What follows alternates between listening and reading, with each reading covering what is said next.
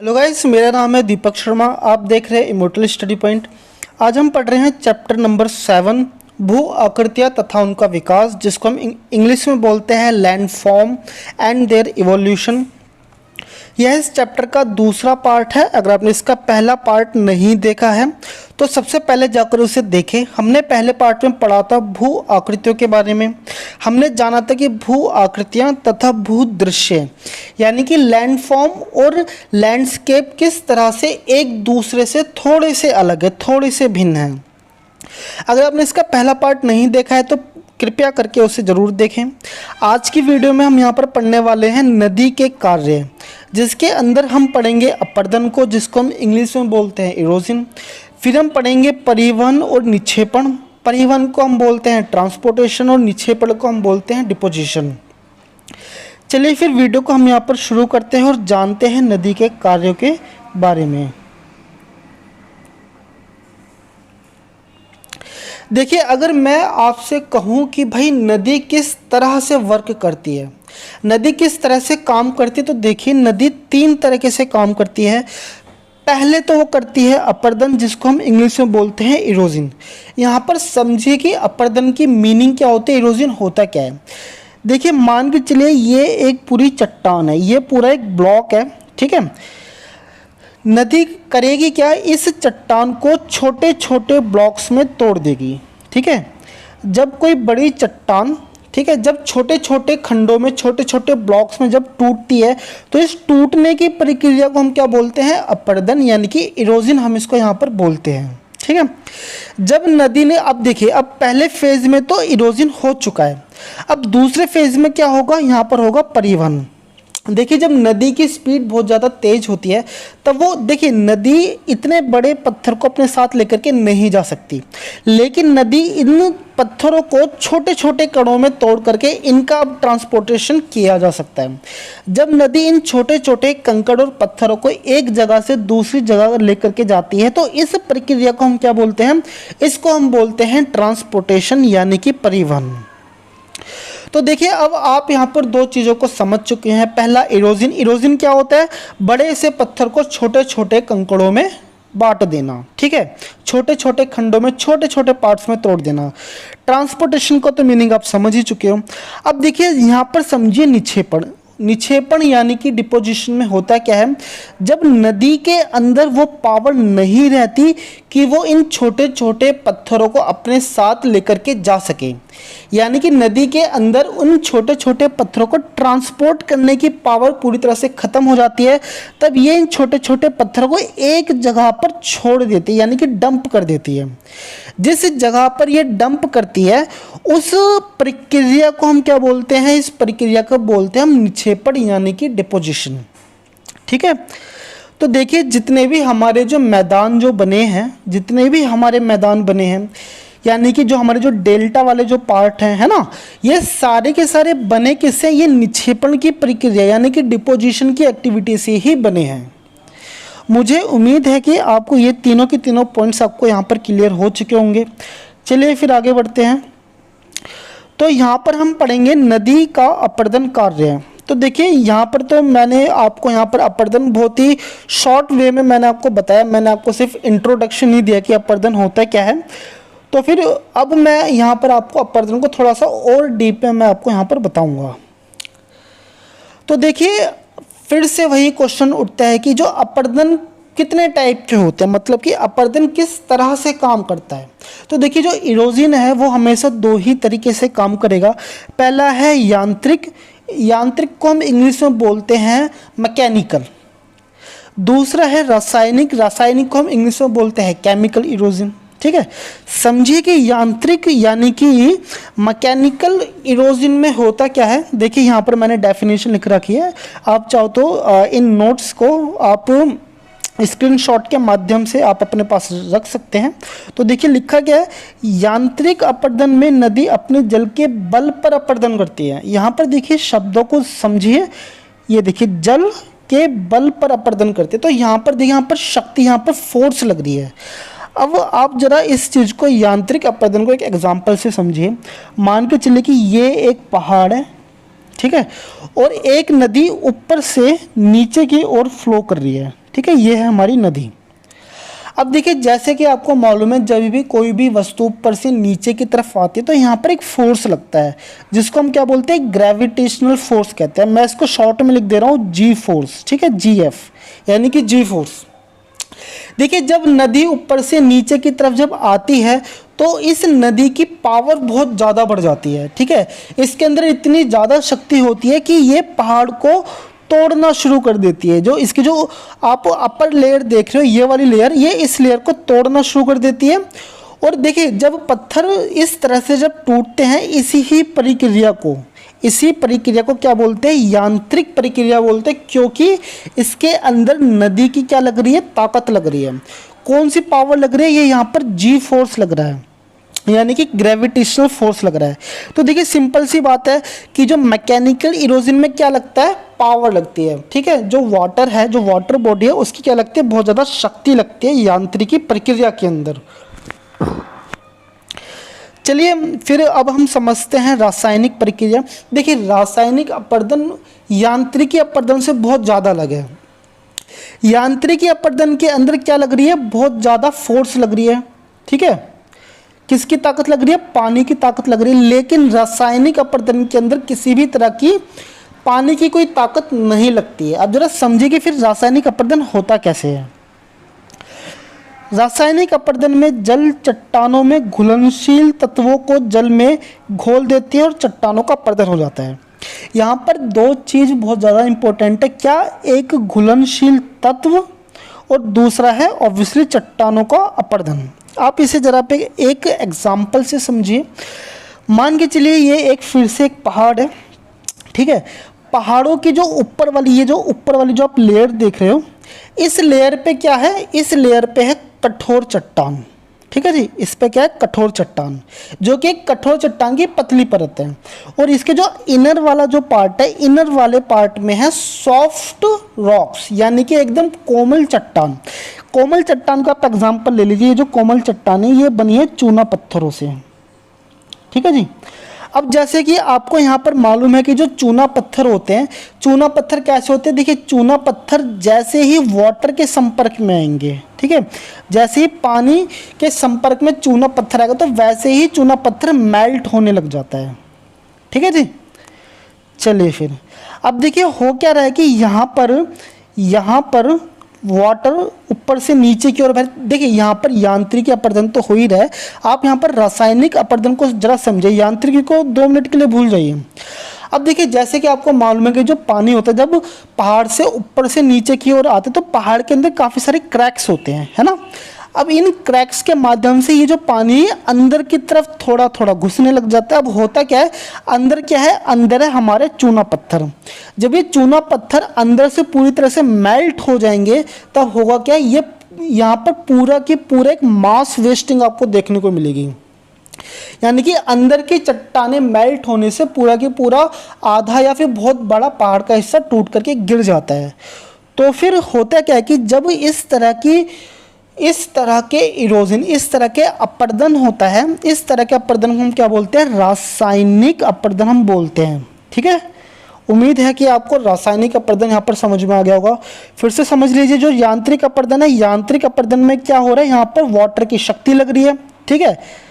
लेकिन रासायनिक अपरदन में किसी प्रकार की शक्ति इसमें नहीं होती, बल्कि वाटर ऐसे तत्वों को घोल देता है जो घुलनशील होते हैं, उनको घोल देता है, जिससे वहां पर रासायनिक अपरदन देखने को यहाँ पर मिलता है। चलिए फिर आपको यहाँ पर यांत्रिक और रासायनिक अपरदन दोनों ही चीज़ें आपको यहाँ पर समझ में आ गई होंगी। चलिए फिर आगे बढ़ते हैं। अब है जलीय अपरदन के विभिन्न स्वरूप। तो देखिए आप यहाँ पर जलीय अपरदन ही देख रहे थे, ठीक है, लेकिन आपने यहाँ पर समझा यांत्रिक अपरदन के बारे में, समझा रासायनिक। अब आप यहाँ पर समझेंगे जो जलीय अपरदन होता है इसके भी प्रकार होते हैं। तो देखिए जलीय अपरदन के 4 प्रकार होते हैं यहाँ पर। पहला होता है आपका जलीय क्रिया, जिसको हम इंग्लिश में बोलते हैं हाइड्रोलिक एक्शन बोलते हैं। दूसरा होता है आपका घर्षण, जिसको आप कोरेजन या फिर अब्रेजन भी आप यहाँ पर इसको बोल सकते हैं। तीसरा है सन्निघर्षण और चौथा है संक्षारण।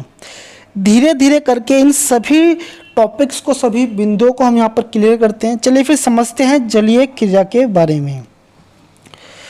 तो देखिए जलीय क्रिया में होता क्या है, जल के लगातार बहने के कारण चट्टानें टूट जाती हैं तथा उनका अपरदन हो जाता है। इस प्रक्रिया को क्या बोलते हैं हम, जलीय क्रिया बोलते हैं। तो देखिए इस चीज़ को तो आप पहले भी समझ ही चुके हो। जैसे कि आपको मालूम है कि जब किसी पहाड़ के ऊपर से, ठीक है, जल लगातार बहता रहता है तो इससे क्या होता है, चट्टानें धीरे धीरे करके कई सालों में टूटती रहती हैं। ठीक है, ये पहाड़ क्या रहता है, इसका इरोजन होता रहता है, चट्टानें टूटती रहती हैं। तो इस लगातार बहने की क्रिया से ये जो चट्टानें टूटती हैं, इसी प्रकार के अपरदन को हम क्या बोलते हैं, हम इसको बोलते हैं हाइड्रोलिक एक्शन, हम इसको यहाँ पर बोलते हैं। चलिए फिर जो हमारा जो नेक्स्ट बिंदु है, नेक्स्ट जो पॉइंट है वो है हमारा अपघर्षण। इसको हम इंग्लिश में बोलते हैं कोरेजन, हम इसको बोलते हैं, या फिर आप इसको अब्रेजन भी आप यहाँ पर इसको बोल सकते हो। प्रवाहित जल के साथ बहते हुए शेलखंड नदी के तल व तट को घिसते और खरोंचते हैं। नदी के इस प्रकार के अपरदन को अपघर्षण बोलते हैं। अपघर्षण यानी कि अब्रेजन को आप एक डायग्राम की मदद से आप यहाँ पर समझ सकते हैं। आपके सामने एक डायग्राम है, तो देखिए ये जो आप जो पहला जो पॉइंट देख रहे हैं, ये वाला पॉइंट, इस वाले पॉइंट से क्या है कि नदी यहाँ पर निकल रही है, यहाँ से बहना शुरू हो रही है। तो यहाँ पर जो पहला जो आपको जो अपरदन देखने को मिलेगा वो मिलेगा आपको हाइड्रोलिक एक्शन आपको देखने को मिलेगा। अब देखिए है कि यहाँ से जो पत्थर टूट के जो यहाँ पर नीचे आ चुके हैं, ठीक है, यहाँ पर जो आप देख रहे होंगे। अब देखिए नदी की जो स्पीड है, जो पानी की जो बहने की जो स्पीड इतनी ज़्यादा है कि इसके अंदर जो छोटे छोटे ये जो पत्थर हैं, ये पत्थर आपस में ही टकराते रहते हैं। ठीक है, आपस में टकराने की वजह से और भी छोटे हो जाते हैं। ठीक है, और भी छोटे हो जाने की वजह से इस प्रकार की क्रिया को हम क्या बोलते हैं, हम इसको क्या बोलते हैं, अब्रेजन बोलते हैं, यानी कि अपघर्षण हम इसको यहाँ पर बोलते हैं। जरा आप यहाँ पर पहले क्लियर कर लीजिए कि जो इरोजन होता है, इरोजन का मतलब होता है पत्थरों का टूटना। तो देखिए पत्थर तो यहाँ पे भी टूटे हैं। अब जो मोटे मोटे जो बड़े बड़े जो पत्थर है वो इस पानी की स्पीड की वजह से आपस में भी टकरा के टूट रहे हैं, जिसकी वजह से हम इसको क्या बोलते हैं, अपघर्षण अपरदन भी हम इसको यहाँ पर बोलते हैं।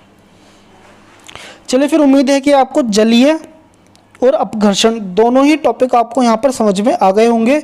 चलिए फिर आगे बढ़ते हैं। तीसरा जो आपका जो पॉइंट है जिसको हम क्या बोलते हैं, सन्निघर्षण, हम इसको यहाँ पर बोलते हैं। समझिए कि सन्निघर्षण क्या होता है। अपघर्षण की तरह ही सन्निघर्षण का कार्य भी नदी द्वारा किया जाता है। तो देखिए जिस तरह से अभी आपने अपघर्षण को पढ़ा, तो उसी ही तरह से सन्निघर्षण भी होता है, बस थोड़ा सा डिफरेंस होता है। अब आप उस थोड़े से डिफरेंस को यहाँ पर समझिए। प्रवाहित जल में उपस्थित शेलखंड एवं रेत कण आपस में टकराते रहते हैं और बारीक होते रहते हैं। तो देखिए जैसे कि मैंने आपको कहा कि सन्निघर्षण, देखिए जैसे कि मैंने कहा जो यहाँ पर जो अब्रेजन हो रहा है और जो सन्निघर्षण हो रहा है जिसको हम अट्रिक्शन हम यहाँ पर इसको यहाँ पर बोलते हैं। तो देखिए हो क्या रहा है कि पहले जो पत्थर टूटा किससे, हाइड्रोलिक एक्शन से टूटा। अब ये जो हाइड्रोलिक एक्शन से जो पत्थर टूटे, इसका शेप थोड़ा बड़ा होगा। अब ये जो शेप और भी छोटे होंगे, किससे छोटे होंगे, अब्रेजन से छोटे होंगे, यानी कि अपघर्षण से छोटे होंगे। अब अपघर्षण से और भी पत्थर आपस में घिस रहे हैं, आपस में टूट रहे हैं, ये और भी ज़्यादा बारीक हो जाएंगे। अब ये और भी ज़्यादा बारीक होंगे तीसरी अवस्था में, और इस अवस्था को हम क्या बोलते हैं, इस अवस्था को हम बोलते हैं सन्निघर्षण। ठीक है, तो फिर आपको यहाँ पर समझ में आ गया होगा कि सन्निघर्षण क्या होता है। अब देखते हैं संक्षारण यानी कि कोराइजन। कोराइजन क्या होता है, अब घुलने की प्रक्रिया के कारण हुए अपरदन को संक्षारण हम बोलते हैं। तो इसमें ज़्यादा समझाने की ज़रूरत तो है नहीं। इसके अंदर क्या होता है कि जो पत्थर होते हैं वो इतने ज़्यादा बारीक हो जाते हैं, अब ये घुलने लग जाते हैं, पानी के अंदर घुलने लग जाते हैं। और इतनी ज़्यादा बारीक मात्रा में आपने देखा हो जैसे बाढ़ आती है, तो बाढ़ में जो पानी का रंग कैसा होता है, बिल्कुल मटमीला होता है, मिट्टी के कलर का होता है ना। अब ये जो मिट्टी जो होती है इतनी ज़्यादा बारीक होती है कि वो पानी के अंदर ही घुल जाती है। तो इस तरह की एक्टिविटी को हम क्या बोलते हैं, यहाँ पर संक्षारण हम इसको यहाँ पर बोलते हैं। चलिए फिर आगे बढ़ते हैं। तो नेक्स्ट जो हमारा जो टॉपिक है वो है नदी के अपरदन को प्रभावित करने वाले कारक। हम यहाँ पर बहुत टाइम से हम यहाँ पर बात करें कि अपर्दन क्या होता है, अपर्दन के हमने प्रकार को जाना, इसके एक्टिविटीज़ की प्रोसेस को जाना, लेकिन सबसे इम्पोर्टेंट बात ये है कि अपर्दन किन फैक्टर्स के ऊपर डिपेंडिंग करेंगे, ये भी बहुत ज़्यादा डिपेंड करता है। तो देखिए अपर्दन कितनी मात्रा में हो रहा है, कम हो रहा है, ज़्यादा हो रहा है, ये डिपेंड करेगा इन तीनों फैक्टरों के ऊपर। पहला फैक्टर क्या है, जल की मात्रा। ठीक है, अब देखिए जैसे कि आपको मालूम है कि अपर्दन यानी कि चट्टानों को तोड़ने के लिए जल की मात्रा ज़्यादा होनी चाहिए। ज़रा सोचिए कि ये पूरा पहाड़ है, ठीक है, या फिर पहाड़ भी छोड़िए कि मान के चलिए कि यहाँ पर एक तरह की मान के चलिए मैदान है, ठीक है। इस मैदान के अंदर ये जो नदी है, इस नदी के अंदर अगर जल की उपस्थिति ही कम होगी तो ये अपने साथ इरोजन नहीं कर सकता, ना तो इरोजन कर सकता। जब ये इरोजन ही नहीं करेगा, अपर्दन ही नहीं करेगा तो ट्रांसपोर्टेशन तो बिल्कुल नहीं कर सकता, है ना। ट्रांसपोर्टेशन नहीं होगी तो फिर निक्षेपण की प्रक्रिया यानी कि डिपोजिशन में यहाँ पर नहीं होगा। तो अपर्दन कितनी मात्रा में होगा, तो ये नदी की मात्रा यानी कि वॉल्यूम ऑफ वाटर के ऊपर डिपेंड करता है। नदी के अंदर पानी अगर बहुत ज़्यादा मात्रा में होगा, नदी की क्षमता ज़्यादा किसके ऊपर डिपेंड करती है, जल के ऊपर। अगर यहाँ पर जल ज़्यादा होगा तो ही यहाँ पर इरोजन की प्रक्रिया संपूर्ण हो पाएगी। ठीक है, चलिए फिर हमारा जो नेक्स्ट टॉपिक है वो है हमारा जल की गति। अब जरा सोचिए, देखिए नदी इरोजन कर पा रही है या नहीं कर पा रही है, ये बहुत ज़्यादा हद तक डिपेंड करता है कि उस नदी की जल की गति कितनी है। अगर वहाँ पर जल बिल्कुल ही स्थिर अवस्था में है, किस अवस्था में, स्थिर अवस्था में है, तो स्थिर अवस्था में जल किसी भी प्रकार का इरोजन बहुत ही मुश्किल से कर पाएगा। ठीक है, अगर वहाँ पर इरोजन होगा भी तो बहुत ही मंद गति से इरोजन होगा। अब इसका दूसरा एग्जाम्पल सुनिए कि मान के चलिए अगर जल की स्पीड वहाँ पर बहुत ज़्यादा है, जैसे कि मैं आपको एग्जाम्पल दूंगा भागीरथी का। ठीक है, मैं आपको एग्जाम्पल दूंगा भागीरथी का एग्जाम्पल ले लो, या फिर अलकनंदा एक नदी है, अलकनंदा एक नदी है। इन दो नदियों का मैं एग्जाम्पल दे रहा हूँ। देखिए जब वह अलकनंदा और भागीरथी जहाँ पर मिलती है उसी स्थान से गंगा का निर्माण होता है। ठीक है, यानी कि अलकनंदा और भागीरथी का जो जहाँ पर ये मिक्स होती है, जो संगम पॉइंट है, वहाँ से गंगा बनती है। आप उस जगह पर जाके देखिए, वहाँ पर जो जल की जो स्पीड होती है, जो जल की जो गति होती है, वो इतनी ज़्यादा होती है कि उस जगह पर इरोजन बहुत ज़्यादा मात्रा में होता है। ठीक है, तो भाई देखो अपर्दन कितना होगा, मध्यम होगा, बहुत ज़्यादा होगा, ये डिपेंड करता है जल की गति के ऊपर। नेक्स्ट जो हमारा जो नेक्स्ट टॉपिक है, नेक्स्ट जो बिंदु है वो है शेलों की प्रकृति। अब देखिए किसी जगह पर मान के चलिए, किसी जगह पर जो जल की जो मात्रा है वो भी ठीक ठाक मात्रा में और वहाँ पर जल की गति भी ज़्यादा है। ये दोनों ज़्यादा हो जाने के बावजूद भी हो सकता है कि वहाँ पर इरोजन कम हो। और इरोजन कम होने का जो सबसे जो मेन जो बिंदु है वो होता है हमारी शेलों की प्रकृति, यानी कि चट्टान किस प्रकार की है। जरा समझिए, अगर चट्टान वहाँ पर मान के चलिए ग्रेनाइट है, आपको मालूम है कि जो ग्रेनाइट जो पत्थर होता है वो काफ़ी कठोर पत्थरों में से एक पत्थर होता है, काफ़ी कठोर होता है, इसको तोड़ना आसान नहीं होता है ना। जहाँ पर कठोर पत्थर होंगे तो वहाँ पर इरोजन तो होगा लेकिन बहुत ही कम मात्रा में होगा। ठीक है, अब दूसरी अवस्था लीजिए। दूसरी अवस्था में क्या है कि जो इस प्रकार की जो शेल की जो प्रकृति है वो मान के चलिए काफ़ी सॉफ्ट है। ठीक है, सॉफ्ट में आप एग्जाम्पल ले लीजिए चूना पत्थर का। अब जहाँ पर चूना पत्थर है वहाँ पर जल की मात्रा भी बहुत ज़्यादा नहीं है, पहले के मुकाबले में कम है। ठीक है, और जो जल की जो स्पीड है वो भी पहले के मुकाबले में कम है, लेकिन कठोर चट्टान की तुलना में जो अपर्दन होगा वो सबसे ज़्यादा चूना पत्थर का होगा, क्योंकि आपको मालूम है कि चूना पत्थर बहुत जल्दी मेल्ट हो जाता है। ठीक है, जब चूना पत्थर बहुत जल्दी मेल्ट हो जाएगा तो फिर इसका इरोजन भी क्या होगा, ज़्यादा ही देखने को मिलेगा। ठीक है, मैं यहाँ पर कम का मतलब ये मत समझ लीजिए कि बिल्कुल स्थिर पानी है, मैं सिर्फ आपको कंपैरिजन दे रहा हूँ कि अगर एक जगह पे कठोर पत्थर है और वहाँ पर जल की मात्रा भी ज़्यादा है और साथ में जल की गति भी ज़्यादा है, लेकिन फिर भी इरोजन कम होगा क्योंकि पत्थर जो चट्टान है वहाँ की, उसकी प्रकृति कैसी है, उसकी प्रकृति है कठोर।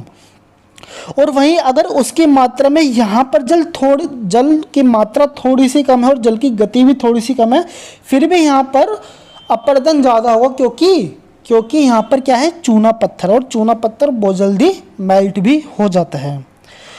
तो फिर आज की वीडियो में बस इतना ही। आपको यहाँ पर वीडियो कैसी लग रही है आप मुझे कमेंट करके बताइए। नेक्स्ट वीडियो के अंदर हम जानेंगे नदी के और भी पार्ट्स के बारे में हम जानेंगे। तो फिर इसी तरह से वीडियो को देखते रहने के लिए आपको करना है चैनल को सब्सक्राइब। वीडियो को देखने के लिए धन्यवाद।